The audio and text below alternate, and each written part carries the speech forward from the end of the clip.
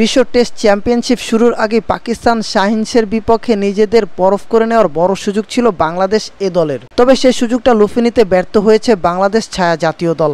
4 দিনের ম্যাচে শুরুতে ব্যাট করতে নেমে পাকিস্তান শাহিনসের বোলিং তোপের মুখে পড়ে মাত্র 122 রানেই গুটিয়ে গেছে মুশফিক মুমিনুলদের নিয়ে গড়া শক্তিশালী এ দল। ইসলামাবাদে এদিন ইনিংসের শুরু থেকে নিয়মিত বিরতিতে উইকেট হারিয়েছে বাংলাদেশ। অভিজ্ঞ মুশফিকুর রহিম, মুমিনুল হকরা নিজেদের নামের সুবিচার করতে পারেননি। স্রোতের বিপরীতে দাঁড়িয়ে আশার প্রদীপ জ্বেলেছিলেন মাহমুদুল হাসান জয়। তার 50-তে পাকিস্তান শাহিনসের বিপক্ষে কোনোরকম 100 পার করতে পেরেছে বাংলাদেশ এ দল। বাংলাদেশের ইনিংস থেমেছে 122 রানে। পরে ব্যাটিং করতে নেমে 2 ওভার খেলেছে পাকিস্তান। এদিন বৃষ্টি ও আলোকসজ্জার কারণে সারাদিনে খেলা হয়েছে মাত্র 46.3 ওভার।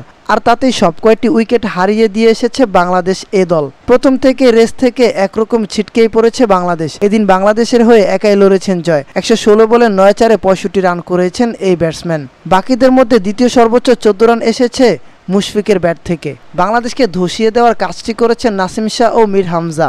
এই 2 বোলার তুলেছেন 3টি করে উইকেট, 2টি প্রাপ্তি মোহাম্মদ রমিজ জুনিয়রের। শেষ বেলায় ব্যাট করতে নেমে 2 ওভার ব্যাট চালালেও কোনো উইকেট হারায়নি পাকিস্তান শাহিনসকে কোনো বিপদ এনে দেননি সাইম আইয়ুব ও মোহাম্মদ হুসনাইন। 2 ওভারে 2 রান তুলে দিনের খেলা শেষ করেছেন তারা।